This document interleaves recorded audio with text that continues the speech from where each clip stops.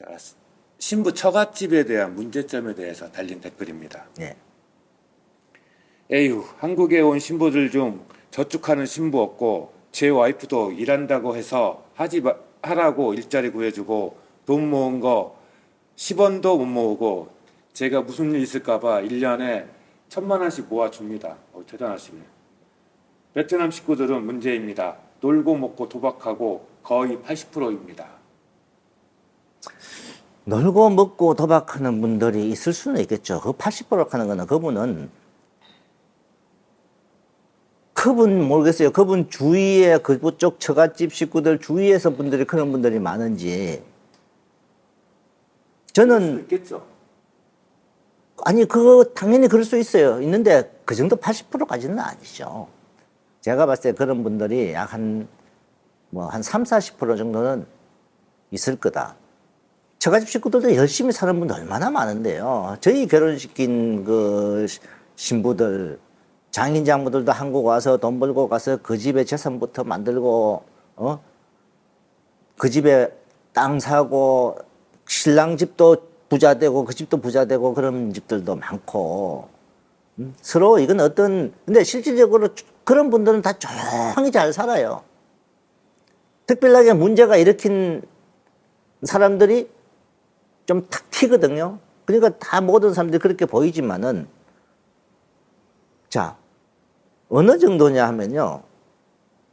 제가 아는 처갓집 식구들 중에서 도박하고 그런 신부 사실 저는 아직까지 없어요. 다 열심히 사는 분만 보이는 거예요. 근데 주위에 보면은 그런 사람들이 있다고 저도 많이 듣고 있죠. 그러면 듣고 있다 보니까 그쪽 주위 사람들은 또 그런 분들이 많다 보면 다 그런 것처럼 보이는 거예요. 이 베트남도 실질적으로 시골에 가서 놀고 지내고 이런 사람들도 일부 다 열심히 사는 분들 얼마나 많은데요. 제가 결혼시킨 신부들 말고 처갓집 식구들 주위에 친척들도 이렇게 보면요. 진짜 어영부영 노는 사람 단 한 명도 없어요. 다 바쁘고 자기 사업하는 분부터 시작해서 농장하는 분들 다 바쁘게 지낸. 근데 또 제가 아는 다른 분들 그분들 처갓집도 보면은 다 바빠요. 근데 가끔 장인이 좀 아파서 뭐 병 때문에 병원을 많이 들나들고 이런 분도 있고 이제 그 중에 이제 가끔 오빠나 동생이 한 명이 조금 문제아처럼 이렇게 하는 분 있잖아요. 집안에 골칫덩어리가 꼭 한 사람 정도는 있다 하는 그런 사람이지만 전 식구들이 논다. 지금은 그런 사람이 좀 드문 편이죠. 한국에서 오해하는 게 베트남도 사람 사는 데거든요. 똑같은데 이거 하나만 보고 전체를 보니까 전체를 말하니까 결혼하러 오는 신랑들 중에요. 저한테 이런 말을 한 분이 있어요. 공항에 탁 내리잖아요. 제 차 타고 쫙 오는데 사장님 저는 베트남은 다 판잣집인 줄 알았어요. 하도 베트남 사람들이 뭐 왜 주위에 듣고 뭐 와서 돈 벌러 오고 돈 이렇게 사고 하니까 베트남은 워낙 못쓰니까 도시에 가도 도시도 판잣집으로 보이는 줄. 그분이 여기 와서 결혼 진행하고 신혼여행도 가고 가다 보니까 시골을 지나서 막 다 가보고 가잖아요. 베트남이나 한국에는 뭐가 다릅니까? 이러는 거죠.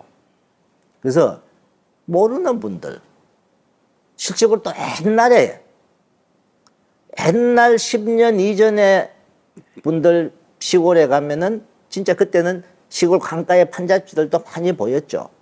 근데 지금도 가끔 가다 있습니다. 그런 집 없는 거 아니에요.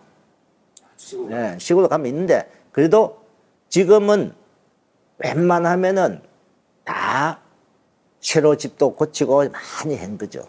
한국에 우리 뭐 새마을운동처럼 확 바꾸고 이 정도는 아니라도 저도 어제 제가 사실 시골로 뭐 볼일 때문에 제가 좀 한 바퀴 돌고 왔는데 저 아래쪽 지방 우리 신부들이 많이 사는 근처 저 밑에까지는 못 갔지만은 그 가기 전까지 하고 쭉 가봐도 그쪽은 그냥 옛날 뭔가 한국 우리 면단이 그 정도로 보여요.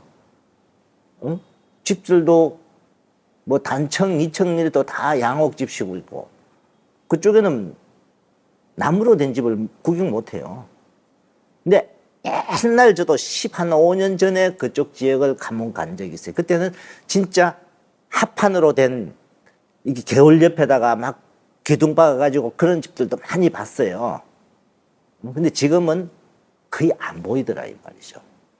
그래서 지금은 옛날에 놀고 먹는 사람들이 사실 베트남 저 시골로 가면은 일거리가 없어서 옛날에 일을 많이 못했어요. 지금은 옛날보다 일거리가 많이 늘어났죠. 이 코로나 이후에 이제 좀 경기가 조금 어떤 그래서 그렇지만 실제로 한 옛날 10년, 15년 그 이전에 비하면은 지방 도시에도 일거리가 많이 늘어난 편이기 때문에 일거리만 있으면요 베트남 사람들이 굉장히 부지런하죠.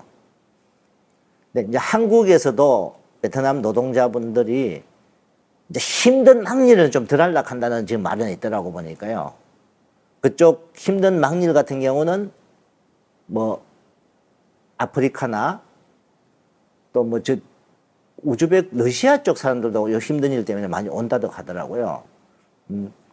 그리고 베트남 사람들은 그나마 이제 조금 머리 쓰는 일로 이제 한 단계 업이 돼갖고 일하는 것도 그런 쪽 찾는다 소리를 하지만 그래도 아직까지 장인 장모들이나 이렇게 오빠들 한국 와서 일하는 거 보면 열심히 일하잖아요. 보면.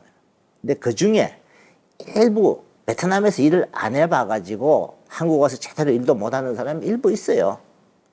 그렇지만은 이제 처갓집에 옛날에는 처갓집에 매달 뭐 용돈 계속 보내주면 그 용돈 갖고 먹고 살고 그냥 놀고 하는 사람들 뭐 많았다고 하지만은 지금은 좀 그런 시대는 아니죠. 근데 이제 열심히 하려고 하는데 보면 아직까지 장인 장모들 그냥 나이도 있고 이러다 보니까 어디 사실 일 못하고 이런 경우도 있고.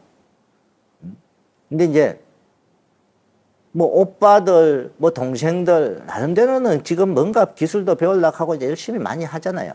그 댓글의 내용 보면 신부가 일을 하면서도 10원 한 점 못 모았다는 얘기는 월급 받으면 아마 다 베트남 보내서 그 돈 가지고 베트남 식구들이 먹고 살고. 그는 이제 어떻게 보면 버릇을 그렇게 들인 거는 사실일 거예요. 버릇을 들여서 제가 과거에도 제가 그런 어떤 말씀을 드린 적이 있는 게 베트남에는 절대 매달 돈 보내주면 안 된다는 거예요. 그거는 그냥 없어지는 돈이에요. 매달 돈을 보내줬는데 나중에 처갓집에 가보니까 처갓집이 바뀐 게 없다 이거죠. 그래서 돈을 조금이라도 모았던 목돈. 제가 지난번에 설 때 뭐 한 1,000불 정도 보내주라고 이렇게 이야기를 하니까 어떤 분들이 뭔 설을 그렇게 돈이 많이 썼느냐, 물가가 얼만데 우리 엄마들 부모님들한테 그만큼 안 주는데 막 그런 댓글이 막 사실 있는 거 제가 봤는데 그런 설 기점으로 인해서 모아놓은 돈을 그만큼 좀 보내주면은 그 돈 갖고 설 때 쓰고 그 나머지 돈 갖고도 집에 또 뭐 필요한 거에서 집도 수리할 수도 있고 있던 이렇게 필요한데 그렇게 하라는 거잖아요. 이제 제가 집은 요즘에 어떤 신부들은요 아예 목돈을 모아서 보냅니다. 목돈을 모아서 도리어 신부가 갈 때 가서 차라리 땅을 사준다든지 농토를 사준다든지 뭔가 이런 발판을 만들어주는 거예요. 근데 요즘 신부들도요 진짜 영악한 신부들은 오빠 동생 그쪽 안 해줍니다. 신부들도요 딱 부모한테만 신경 쓰고 우리 지금 신부들 중에도요 그런 신부들 있어요. 신랑이 처갓집에 다니러 가서 오빠들 뭐 이렇게 언니들 용돈 주려고 하니까 신부가 못 주고라는. 신랑 주려고 하다 혼나고 왔답니다 자기는. 그래서 와이프가 알아서 하세요 하고 자기는 막 그냥 뒤로 나왔다더라고. 이 신부들 중에도 옛날하고 지금은 많이 바뀌었다는 거죠.